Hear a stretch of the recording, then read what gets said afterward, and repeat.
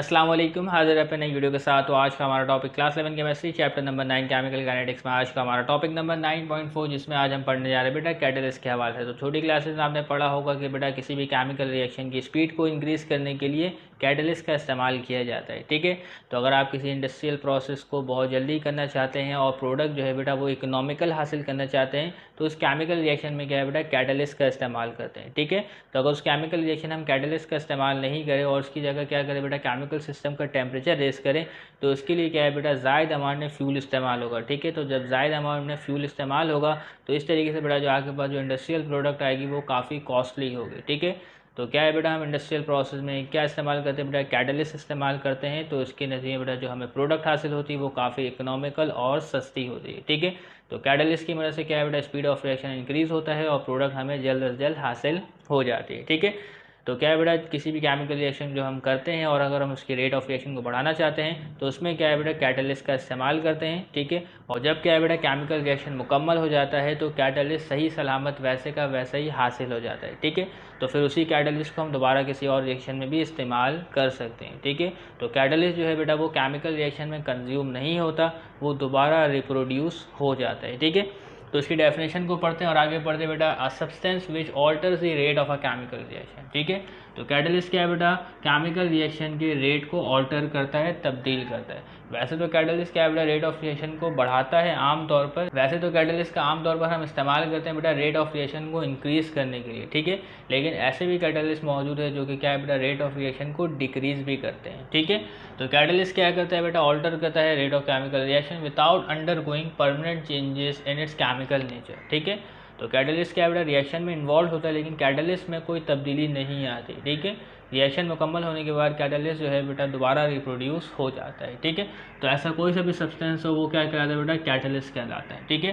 तो अगर किसी रिएक्शन में क्या है बेटा कैटलिस्ट इन्वॉल्व है तो उस रिएक्शन को हम क्या कहेंगे बेटा कैटालाइसिस कहते हैं। ठीक है, and the process involving the use of catalyst is referred as catalysis. Okay, ये बात क्लियर हो गई। ठीक है, इसके अलावा बेटा catalyst can be separated after the completion of reaction. जब रिएक्शन मुकम्मल हो जाता है तो कैटलिस्ट को सेपरेट कर सकते हैं। ठीक है, and hands use over and over again. तो कैटलिस्ट को हम बहुत बार इस्तेमाल कर सकते हैं किसी भी रिएक्शन। ओके, ये बात क्लियर हो गई। अब सवाल ये है, अब हमें ये जानना है कि बेटा कैटलिस्ट वर्क कैसे करता है। ठीक है, और इसके अलावा बेटा कैटलिस्ट जो है बेटा वो स्पीड ऑफ रिएक्शन को किस तरीके से बढ़ाता है बिना टेम्परेचर को बढ़ाए। ठीक है, तो अगर आप किसी केमिकल रिएक्शन को बढ़ाना चाहते हैं, उसकी स्पीड को बढ़ाना चाहते हैं तो हमें टेम्परेचर रेस करना पड़ता है, लेकिन कैटलिस्ट कैसे बिना टेम्परेचर रेस किए स्पीड ऑफ रिएक्शन को इंक्रीज़ कर देता है, अब हमें ये जानना है। ठीक है, तो साइंटिफिक रीजन क्वेश्चन आपसे एग्जाम में पूछा जा सकता है। तो सवाल ये कि बेटा how does the catalyst work, catalyst किस तरीके से वर्क करता है। इसके अलावा बेटा how can we speed up the reaction without raising the temperature, तो हम किस तरीके से बेटा किसी केमिकल रिएक्शन की स्पीड को बढ़ा सकते हैं बिना टेम्परेचर में इजाफा किए। ठीक है, तो कैटलिस्ट का इस्तेमाल करेंगे तो उसके लिए क्या है बेटा हमें टेम्परेचर रेस करने की कोई ज़रूरत नहीं है। ठीक है, तो सोचे बेटा अगर हम एक रिएक्शन करें उसमें कैटलिस्ट इस्तेमाल नहीं करते तो उस रिएक्शन का जो रूट है, जो मैकेनिज़्म है वो दूसरा होगा। और अगर सोचे बेटा उसी रिएक्शन में अगर हम कैटलिस्ट का इस्तेमाल करते हैं तो उसका जो मैकेनिज़्म, जो उसका रूट है वो डिफरेंट होगा। ठीक है, तो देखिए बेटा हमारे पास एक बायोमोलिकुलर रिएक्शन, इसमें क्या है बेटा हम कैटलिस्ट का इस्तेमाल नहीं कर रहे हैं। इसमें क्या है बेटा बायोमोलिकुलर रिएक्शन, दो मॉलिक्यूल है। ठीक है, तो consider N uncatalysed biomolecular reaction. ठीक है, इसमें कोई कैटलिस्ट नहीं है, तो ये क्या है बेटा नॉर्मली तरीके से रिएक्ट करेगा, बहुत ही स्लो रिएक्ट करेगा, बहुत ही स्लो रिएक्ट करेगा। ठीक है, और हो सकता है कि रिएक्ट ना भी करे, ऐसा भी हो सकता है। ठीक है, तो देख लिया ये तो बेटा स्लो रिएक्ट किया। अब सोचिए बेटा इसी रिएक्शन हम कैटलिस्ट का इस्तेमाल करते हैं तो क्या चेंज आता है।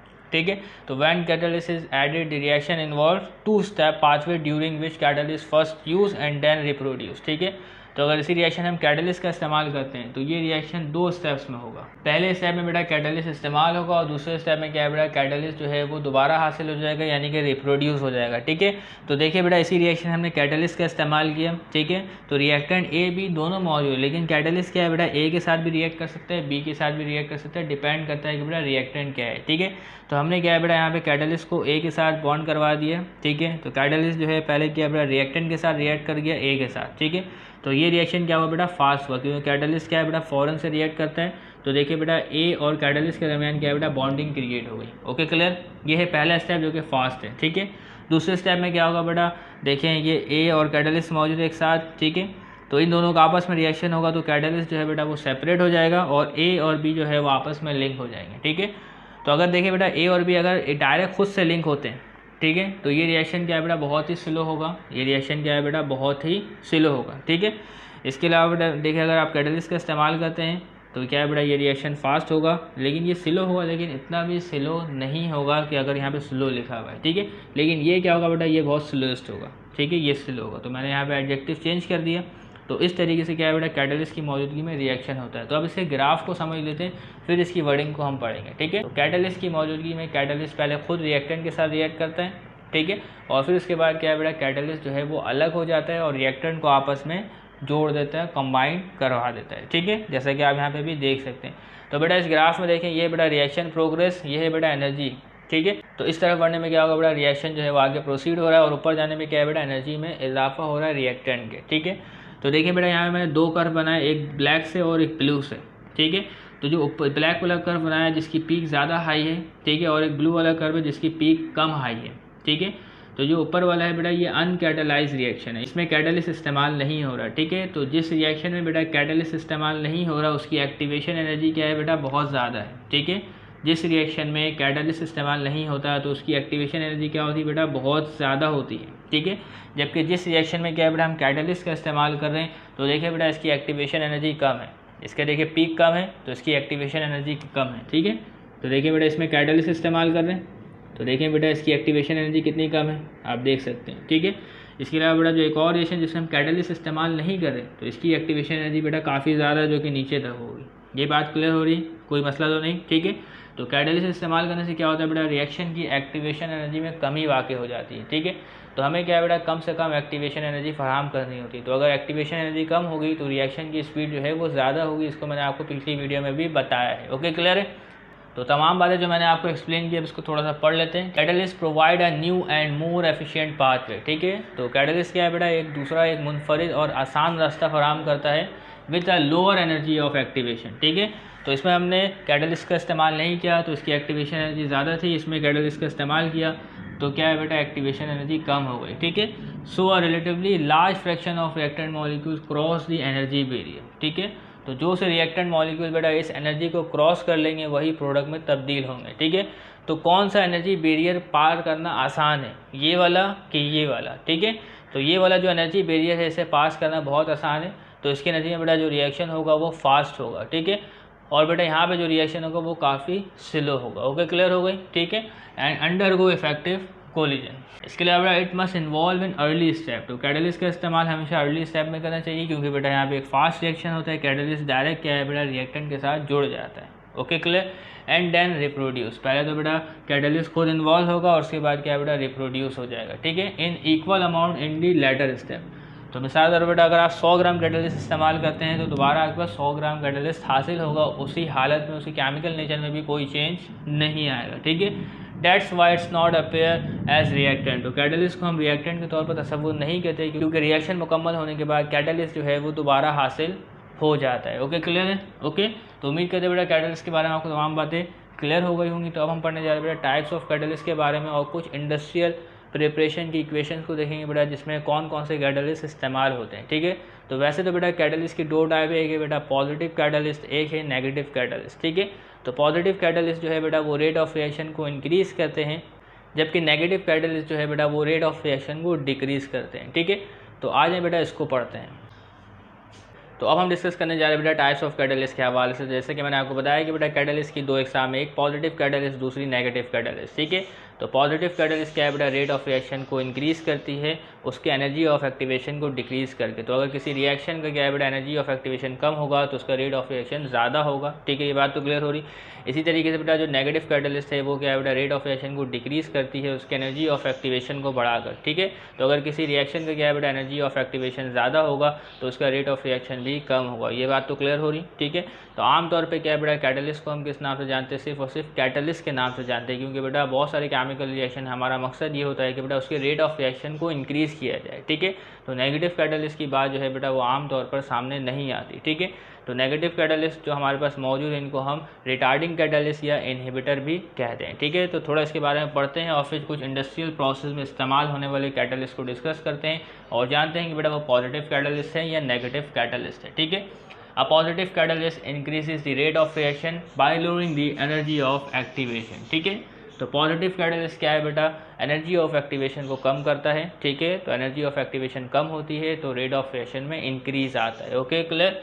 इसके अलावा बेटा जो नेगेटिव कैटलिस्ट है वो क्या करता है बेटा, रिटार्ड द रिएक्शन रेट, लेकिन कैसे करेगा, by placing it self in between reacting molecules. ठीक है, तो रिएक्टिंग मॉलिक्यूल्स के दरमियान में आएगा। ठीक है, और इसके नतीजे में क्या है बेटा, नंबर ऑफ इफेक्टिव कोलिजन जो है बेटा वो डिक्रीज हो जाएगा। ठीक है, तो अगर number of effective collision decrease होगी तो रेट ऑफ रिएक्शन में भी कमी वाकई होगी। ये बात क्लियर है। ठीक है, तो अब हम डिस्कस कर लेते हैं बेटा कुछ इंडस्ट्रियल प्रोसेस। ठीक है, तो 5 इंडस्ट्रियल प्रोसेस हमारे पास मौजूद है। ये कॉलम है बेटा केमिकल प्रोसेस का, ये कॉलम है कैटलिस्ट का, ये कॉलम है बेटा कैटलिस्ट की नेचर का। ठीक है, तो पहला इंडस्ट्रियल प्रोसेस बेटा सिंथेसिस ऑफ अमोनिया।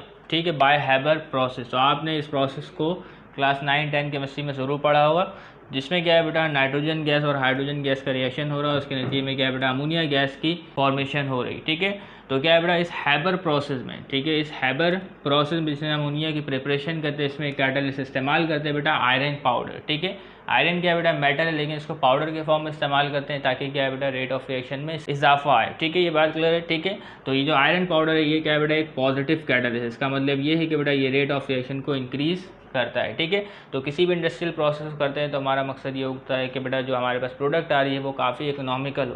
तो अगर वो प्रोडक्ट काफ़ी कॉस्टली होगी तो हमारे किसी काम की नहीं रहेगी, बल्कि हमें उसका उल्टा नुकसान होगा। ठीक है, इसके अलावा बेटा जो दूसरा प्रोसेस है synthesis of sulphuric acid bye contact process. ठीक है, तो कॉन्टैक्ट प्रोसेस की मदद से क्या है बेटा सल्फ्यूरिक एसिड की प्रिपरेशन की जाती है, जिसमें क्या है बेटा सल्फर डाइऑक्साइड गैस की ऑक्सीडेशन की जा रही है। ये तब्दील हो रहा है बेटा सल्फर ट्राइऑक्साइड गैस में। ठीक है, तो इस सल्फर ट्राइऑक्साइड गैस को इस्तेमाल करके क्या है बेटा सल्फ्यूरिक एसिड की प्रिपरेशन की जाती है। ठीक है, लेकिन क्या है बेटा ये जो सल्फर डाइऑक्साइड की जो ऑक्सीडेशन हो रही है सल्फर ट्राइऑक्साइड में, इस प्रोसेस में क्या है बेटा कैटलिस्ट का इस्तेमाल किया जाता है जिसका नाम है बेटा V2O5 वेनेडियम पेंटाऑक्साइड। ठीक है, तो जो वेनेडियम पेंटाऑक्साइड है ये क्या बेटा एक पॉजिटिव कैटलिस्ट है। इसका मतलब ये है कि बेटा अगर इस कैटलिस्ट को कॉन्टैक्ट प्रोसेस में इस्तेमाल करें तो रेट ऑफ रिएक्शन में इजाफा होगा। ओके क्लियर है। ठीक है, इसको याद रखना है, एमसीक्यूज में भी आपसे पूछा जा सकता है कि भाई V2O5 कौन सा कैटलिस्ट है, पॉजिटिव कैटलिस्ट है या नेगेटिव है, आयरन पाउडर कौन सा कैटलिस्ट है। तो ये तमाम बातें आपको पता होनी चाहिए। ठीक है, ये भी पता होना चाहिए कि बेटा कौन सा कैटलिस्ट किस इंडस्ट्रियल प्रोसेस में इस्तेमाल होता है। ओके, इसके अलावा बेटा जो तीसरा इंडस्ट्रियल प्रोसेस है वो है बेटा डिकम्पोजिशन ऑफ पोटाशियम क्लोरेट। ठीक है, तो ये क्या है बेटा 2KClO3, ये है बेटा पोटाशियम क्लोरेट। तो क्या है बेटा ये डिकम्पोज हो रहा है बेटा पोटाशियम क्लोराइड और ऑक्सीजन गैस में। ठीक है, तो इसमें जो कैटलिस्ट इस्तेमाल होता है वो MnO2 मैग्नीज डाइऑक्साइड। ठीक है, तो ये कैटलिस्ट की नेचर क्या है बेटा पॉजिटिव है, यानी कि अगर इस रिएक्शन में ये कैटलिस्ट मौजूद हो तो रेट ऑफ रिएक्शन में इंक्रीज आएगा और इसकी डिकम्पोजिशन काफ़ी रेट से होगी, यानी काफ़ी स्पीड से होगी। ओके, और इसके अलावा बेटा चौथा प्रोसेस है ऑक्सीडेशन ऑफ क्लोरोफॉर्म। ठीक है, ये क्या है बेटा क्लोरोफॉर्म का मॉलिक्यूलर फार्मूला है CHCl3। ठीक है, तो क्या है बेटा ऑक्सीडेशन हो रही है बेटा क्लोरोफॉर्म की, यानी ये ऑक्सीजन जो है वो क्लोरोफॉर्म में ऐड हो रहा है। तो अगर क्या है बेटा ऑक्सीजन जो है वो क्लोरोफॉर्म में ऐड होगा तो क्लोरोफॉर्म की जो केमिकल कंपोजिशन है, केमिकल नेचर है, वो तब्दील हो जाएगी और क्लोरोफॉर्म जो है बेटा वो ख़त्म हो जाएगा, वो कन्वर्ट हो जाएगा बेटा COCl2 और हाइड्रोक्लोरिक एसिड में। ठीक है, तो क्या है बेटा हमें अगर इसको संभाल के रखना है, इसको ऑक्सीडेशन होने से बचाना, ये ख़त्म ना हो जाए, तो हम क्या है बेटा एक कैटलिस्ट इस्तेमाल करेंगे जिसका नाम है बेटा इथाइल अल्कोहल। ठीक है, 2% लिखा हुआ है, यानी इसकी कंसनट्रेशन क्या है बेटा 2% होगी। ठीक है, तो इथाइल अल्कोहल क्या है बेटा इस रिएक्शन में कैटलिस्ट है, लेकिन इस कैटलिस्ट की नेचर क्या है बेटा वो नेगेटिव कैटलिस्ट है। ठीक है, तो अगर क्या है बेटा इथाइल अल्कोहल इसमें मौजूद होगा इस रिएक्टेंट में तो क्या है बेटा रेट ऑफ रिएक्शन में कमी आएगी। ठीक है, तो क्या है बेटा क्लोरोफॉर्म की जो ऑक्सीडेशन है वो मुतासिर होगी। ठीक है, और इस तरीके से क्या है बेटा क्लोरोफॉर्म जो है वो तब्दील नहीं होगा इन प्रोडक्ट्स में। ठीक है, ये बात क्लियर, क्योंकि अगर बेटा जो रिएक्टेंट हमारे पास क्लोरोफॉर्म में ये ख़त्म होता चले जाए तो फिर तो हमें नुकसान होगा। ठीक है, ये बात समझ में आ रही। इसी तरीके से बेटा जो पांचवा इंडस्ट्रियल प्रोसेस है वो है बेटा डिकम्पोजिशन ऑफ हाइड्रोजन पेरोक्साइड। ठीक है, तो देखिए बेटा जो हाइड्रोजन पेरोक्साइड है ये भी क्या है बेटा डिकम्पोज हो जाता है हाइड्रोजन गैस और ऑक्सीजन गैस में। ठीक है, तो क्या है बेटा ये गैसेस तो कॉमन है, ऑक्सीजन गैस तो कॉमन है, हमें भी क्या है बेटा हाइड्रोजन गैस की अगर ज़रूरत नहीं है और ये बन रहा है तो ये हमारे किसी काम का नहीं है। ठीक है, तो क्या है बेटा हमें ज़रूरत है बेटा किसकी, हाइड्रोजन पेरोक्साइड की। तो हमें क्या है बेटा अगर इसकी डिकम्पोजिशन रोकनी है तो हम इसके लिए क्या है बेटा एक कैटलिस्ट इस्तेमाल करेंगे जिसका नाम है ग्लिसरीन। ठीक है, तो अगर क्या है बेटा हाइड्रोजन पेरोक्साइड के साथ ग्लिसरीन मौजूद होगा तो क्या है बेटा इसकी डिकम्पोजिशन जो है वो रुक जाएगी, इसके रेट ऑफ रिएक्शन में कमी वाक़ई हो जाएगी। ठीक है, क्योंकि ग्लिसरीन क्या है बेटा एक नेगेटिव कैटलिस्ट है। तो अगर क्या है बेटा ये इस रिएक्टेंट के साथ मौजूद होगा तो इसकी जो डिकम्पोजिशन का जो रेट है वो मुतासिर होगा। ठीक है, उम्मीद करते हैं बेटा आपको types of catalyst, positive and negative catalyst और इंडस्ट्रियल प्रोसेस में जो कैटलिस्ट इस्तेमाल होते हैं इसके बारे में आपको आइडिया हो गया होगा। तो बढ़ते हैं आगे, जिसमें हम डिस्कस करेंगे बेटा types of catalyst on the basis of its physical state, जिसमें हम डिस्कस करेंगे बेटा होमोजीनियस कैटलिस्ट और हेट्रोजीनियस कैटलिस्ट। ठीक है, तो अब हम डिस्कस करने जा रहे हैं बेटा कैटालाइटिक रिएक्शन के हवाले से। तो ऐसे रिएक्शन जिसमें कैटलिस्ट का इस्तेमाल करते हैं तो ऐसे रिएक्शन को कहते हैं बेटा कैटालाइटिक रिएक्शन। ठीक है, तो कैटालाइटिक रिएक्शन बेटा जो कैटलिस्ट इस्तेमाल करते हैं उसकी फिजिकल स्टेट की बुनियाद पर बेटा कैटालाइटिक रिएक्शन को दो ग्रुप में तकसीम करते हैं। पहले का नाम है बेटा होमोजीनियस कैटालाइसिस, दूसरे का नाम है बेटा हेट्रोजीनियस कैटालाइसिस। ठीक है, तो होमोजीनियस कैटालाइसिस में क्या होता है बेटा रिएक्टेंट और कैटलिस्ट की जो आपके पास स्टेट यानी कि जो फेज होती है वो सिमिलर होती है। ठीक है, यानी कि बेटा जो रिएक्टेंट और कैटलिस्ट से दोनों को आप अलग अलग आइडेंटिफाई नहीं कर सकते हैं, दोनों क्या है बेटा यूनिफॉर्म होते हैं। ठीक है, इसके अलावा बेटा जो हेट्रोजीनियस कैटालाइसिस है इसमें क्या बेटा रिएक्टेंट और कैटलिस्ट की जो आपके पास फेज है वो डिफरेंट होती है। ठीक है, तो रिएक्टेंट और कैटलिस्ट को आप अलग अलग फाइंड कर सकते हैं। ओके, ये बात क्लियर हो रही है। ठीक है, तो catalytic reaction are generally categorize into two groups depending upon catalyst physical state and mode of action. ठीक है, तो कैटालाइटिक रिएक्शन को हम दो ग्रुप्स में तकसीम करते हैं, वो है पहला बेटा होमोजीनियस कैटालाइसिस, दूसरा है बेटा हेट्रोजीनियस कैटालाइसिस। तो सबसे पहले हम पढ़ने जा रहे हैं बेटा होमोजीनियस कैटालाइसिस। ठीक है, तो होमो के मायने क्या होता है बेटा सेम। ठीक है, इसमें क्या है बेटा रिएक्टेंट और कैटलिस्ट क्या है बेटा दोनों सेम फेज में होंगे। ठीक है, तो होमोजीनियस कैटालाइसिस की डेफिनेशन है ऑल दोस कैटालाइटिक रिएक्शन। तो ऐसे रिएक्शन बेटा जिसमें कैटलिस्ट का इस्तेमाल करते हैं उन्हें कैटालाइटिक रिएक्शन कहते हैं। ठीक है, तो all those catalytic reaction in which both catalyst and reactant are in the same phase तो referred as homogeneous catalysis। Okay, clear है। Homogeneous catalytic reaction are segregated into two classes. ठीक है, तो होमोजीनियस जो कैटालाइसिस रिएक्शन है इसको भी बेटा दो क्लास में तकसीम करते हैं।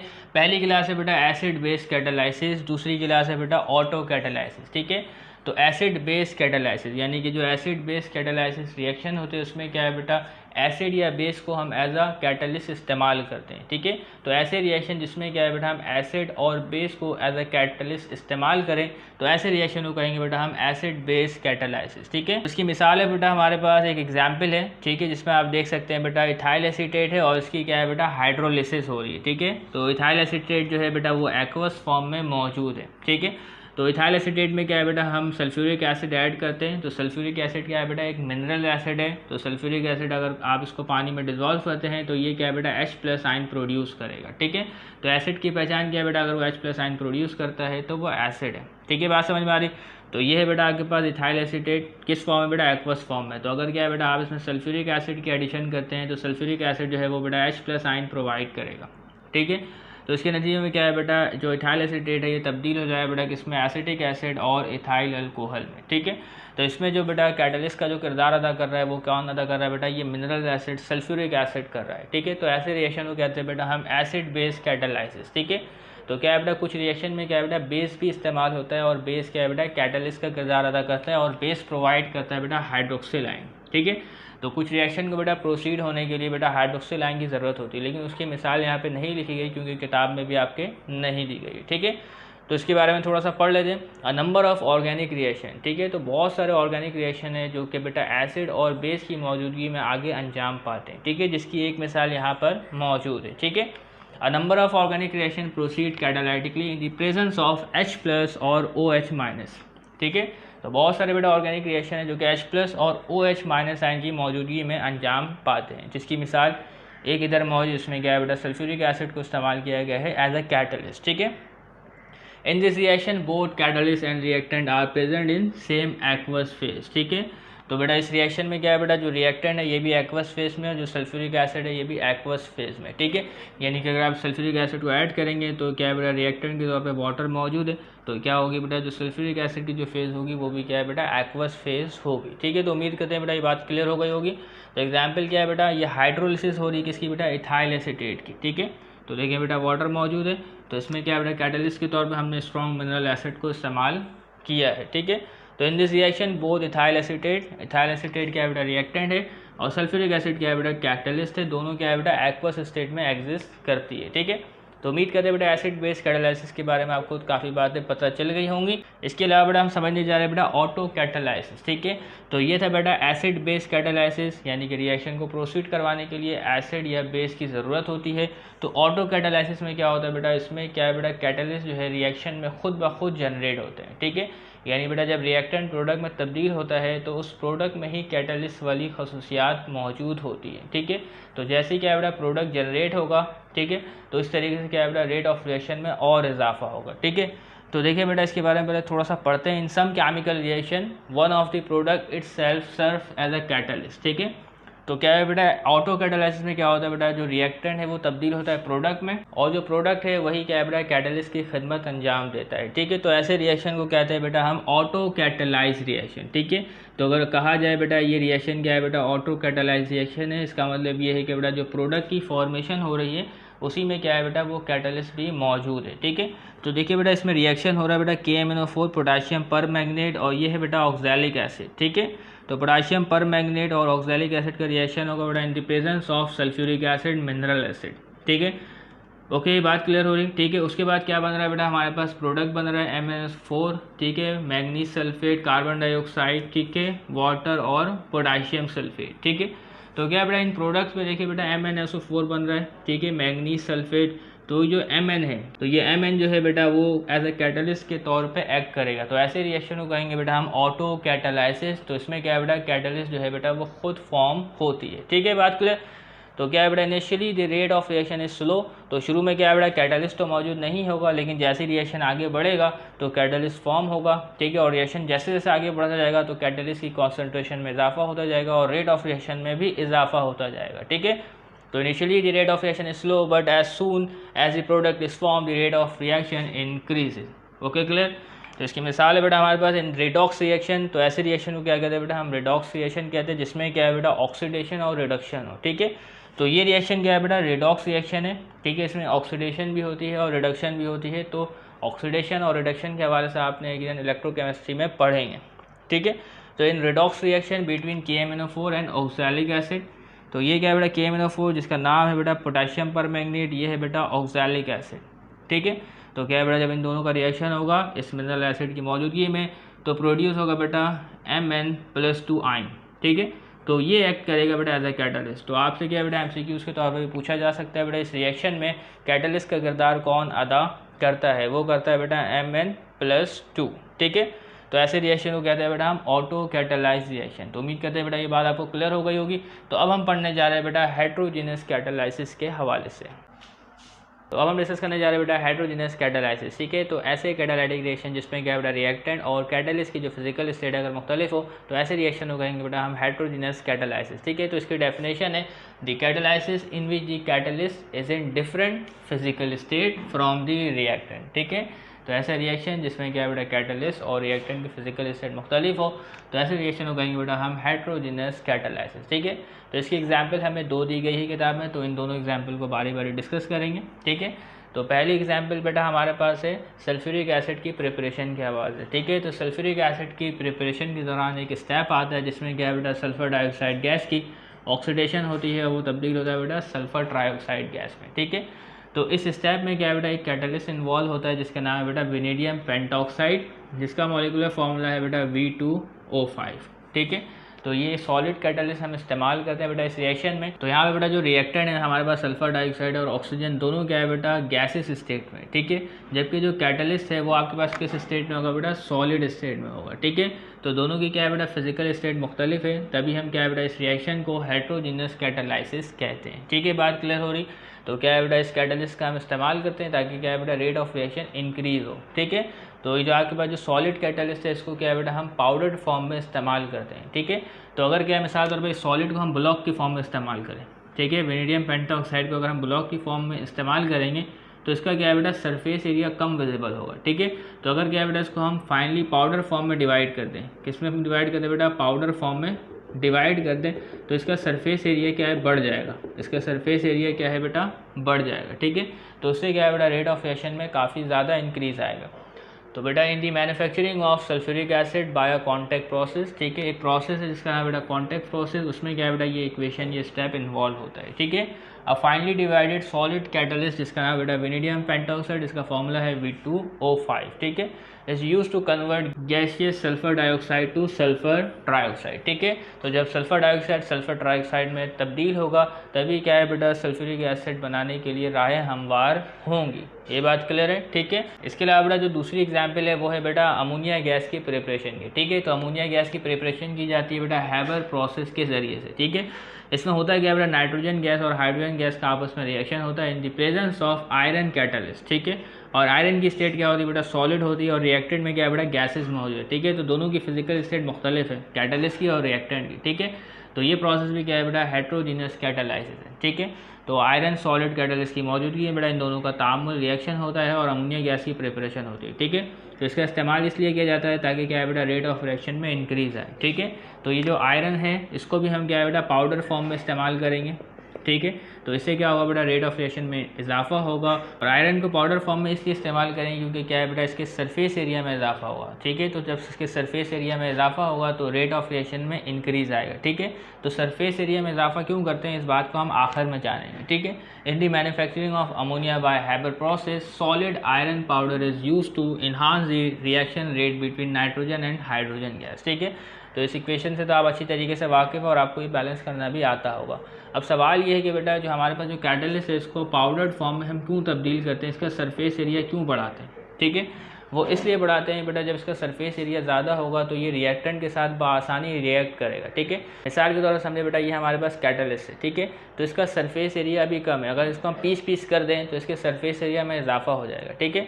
तो क्या है बेटा इस कैटलिस्ट के ऊपर रिएक्टेंट के मॉलिक्यूल क्या है बेटा बॉन्ड बनाते हैं, ठीक है, इसके साथ रिएक्ट करते हैं और फिर इसके साथ क्या है बेटा बॉन्ड ब्रेक होता है और दूसरे रिएक्टेंट के मॉलिक्यूल के साथ वो जुड़ जाते हैं, ठीक है। तो जब क्या है बेटा इसका सरफेस एरिया ज़्यादा होगा तो ये क्या है बेटा रिएक्टेंट के मॉलिक्यूल के साथ ज़्यादा रिएक्ट करेगा, ठीक है, और उससे क्या है बेटा रेट ऑफ रिएक्शन में और इजाफा होगा, ठीक है।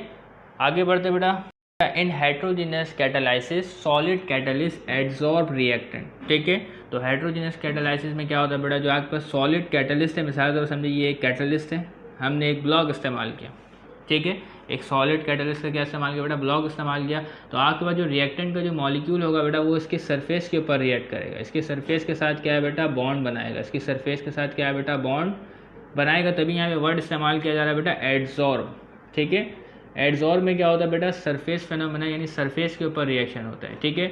और एब्जॉर्ब में क्या होता है बेटा कोई सी भी चीज़ जो है वो अंदर तक पेनिट्रेट कर जाती है, जबकि एड्सॉर्ब में क्या होता है बेटा सिर्फ सरफेस के ऊपर क्या है बेटा रिएक्शन होता है, अंदर कुछ भी नहीं होता, ठीक है। तो करते क्या है बेटा जो सोचे हमारे पास सोचे एक कैटलिस्ट का ब्लॉक है, ठीक है, सोचे हमारे पास एक ब्लॉक है, ठीक है। तो इसका सरफेस एरिया कम विजिबल होगा, इसका सरफेस एरिया क्या है बेटा कम विजिबल होगा, ठीक है। तो हम चाहे तो बेटा इसको 20 से कट कर दें, इसको 20 से कट कर दें, इसको 20 से कट कर दें कंघी की तरह, ठीक है, कंघी की तरह, समझ में आ रही बात। तो इससे क्या है बेटा सरफेस एरिया में इजाफा हो जाएगा, ठीक है, और इस तरीके से रिएक्शन के रेट में भी इंक्रीज आ जाएगा, ठीक है। तो हेट्रोजीनियस कैटालाइसिस में क्या होता है बेटा जो आपका रिएक्टेंट मॉलिक्यूल है वो कैटलिस्ट के ऊपर एड्सॉर्ब होता है, इस बात को याद रखना है, ठीक है। तो उम्मीद करते हैं बेटा आपको होमोजीनियस कैटालाइसिस और हेट्रोजीनियस कैटालाइसिस दोनों के बारे में अच्छी खासी मालूमात मिल गई होगी, ठीक है। इसके अलावा बेटा एक और टाइप की कैटालाइसिस होती है जिसका नाम है बेटा एंजाइम कैटालाइसिस, ठीक है।